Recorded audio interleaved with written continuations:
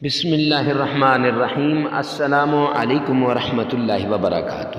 معزز سامعین کرام، رمضان المبارک کا ببرکت مہینہ شروع ہونے والا ہے، اور اس مہینے کے اندر آپ نے اللہ کے پیارے کلام قرآن مجید کی ایک پیاری سی آیت، اس کا عمل کرنا ہے۔ انشاءاللہ پورا رمضان المبارک آپ کا اچھا گزرے گا، آپ کی ہر دعا قبول ہوگی، آپ کی ہر حاجت پوری ہوگی، آپ کی ہر مراد پوری ہوگی۔ اگر آپ چاہتے ہیں کہ آپ رمضان المبارک کے فیوزات، برکات، انوارات کو حاصل کر لیں، اگر آپ چاہتے ہیں کہ رمضان کے صحیح طریقے سے آپ بھرپور طریقے سے رمضان سے فائدہ اٹھا لیں، تو یہ عمل آپ کے لیے بہت خاص عمل ہے۔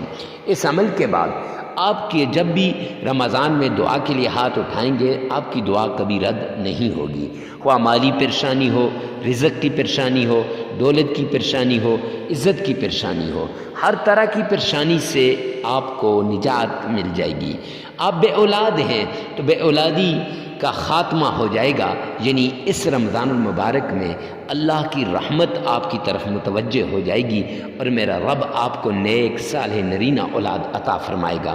اگر آپ جاب لیس ہیں، نوکری نہیں مل رہی، تو انشاءاللہ اس رمضان المبارک میں اس عمل کو کرنے کے بعد آپ کو انشاءاللہ جاب مل جائے گی۔ اگر آپ کی اولاد کے رشتے نہیں آتے تو انشاءاللہ رشتے مل جائیں گے۔ معزز سامعین کرام، جس مشکل میں آپ پھنسے ہیں، جس تکلیف میں آپ پھنسے ہیں، انشاءاللہ وہ مشکل بھی دور ہو جائے گی، وہ مصیبت بھی ختم ہو جائے گی۔ میرے پاس لوگ آتے ہیں، آ کر اپنی آپ بیتیاں سناتے ہیں، اپنے ساتھ گزرے ہوئے معاملات سناتے ہیں، واقعات سناتے ہیں۔ رب کائنات کی قسم، کلیجہ منہ کو آتا ہے ہر بندے کی بات کو سن کر۔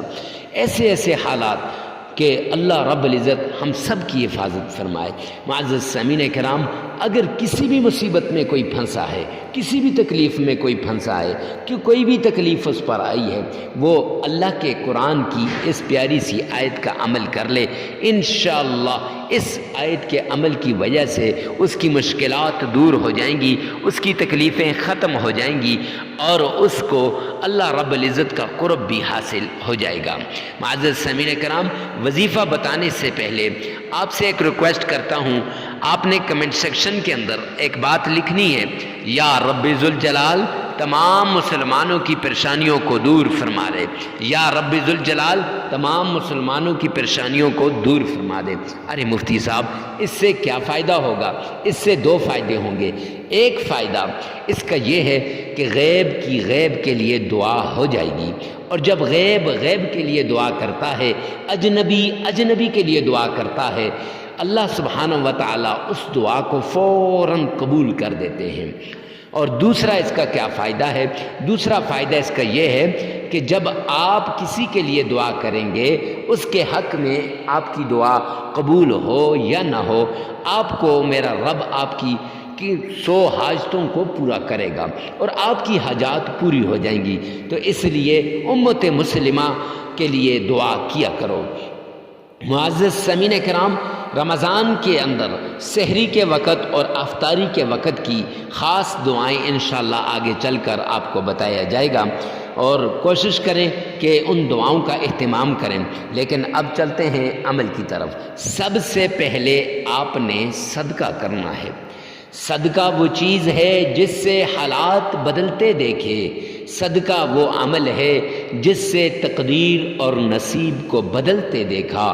تقدیر اور نصیب کے بند تالوں کو میرے رب نے کھول دیا صرف صدقے کی وجہ سے، اور صدقے سے حالات بدل جاتے ہیں، تقدیر بدل جاتی ہے، نصیب بدل جاتے ہیں۔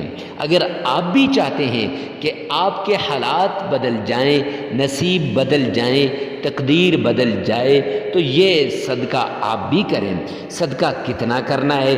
حسب استطاعت، حسب توفیق آپ نے صدقہ کرنا ہے۔ کیسے کرنا ہے؟ دایاں ہاتھ صدقہ کرے تو بائیں کو نہ پتہ چلے، اور بایاں ہاتھ صدقہ کرے تو دائیں کو نہ پتہ چلے۔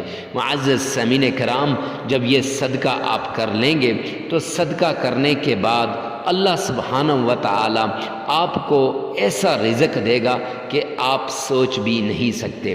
اللہ کے حبیب جناب نبی کریم صلی اللہ علیہ وآلہ وسلم حضرت محمد مصطفیٰ صلی اللہ علیہ وسلم آپ کو معزز سامعین کرام، ان کی شان میں آپ نے 3 مرتبہ درود پاک پڑھنا ہے، 3 مرتبہ آپ نے درود پاک پڑھنا ہے۔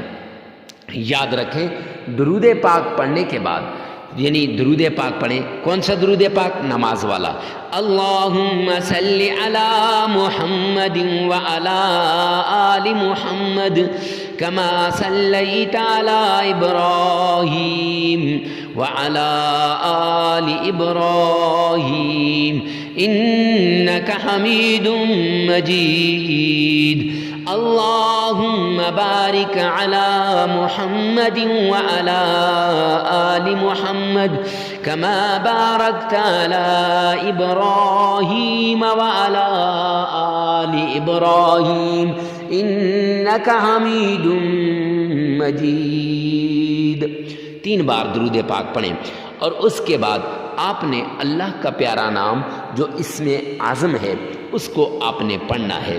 یاد رکھیں یہ عمل جگہ کی قید نہیں ہے، وقت کی قید نہیں ہے، ہر جگہ ہر وقت آپ اس عمل کو کر سکتے ہیں، چلتے پھرتے اٹھتے بیٹھتے آپ اس عمل کو کر سکتے ہیں۔ فجر کے بعد، ظہر کے بعد، عصر کے بعد، مغرب کے بعد اور عشاء کے بعد، جس وقت آپ کو ٹائم ملے اس وقت آپ اس عمل کو کر سکتے ہیں۔ یہ یاد رکھیں جب یہ آپ عمل کو کر رہے ہوں تو کوئی ڈسٹربنگ پیدا کرنے والا نہ ہو، آپ کو تنگ کرنے والا کوئی بھی آپ کے پاس نہیں ہونا چاہیے۔ پھر آپ نے 3 مرتبہ درود پاک پڑھنے کے بعد اللہ رب العزت کا وہ پیارا نام جو اسم اعظم ہے اور جو انبیاء کے پاس بھی تھا، بزرگان دین کے پاس بھی تھا، وہ اسم اعظم کون سا ہے؟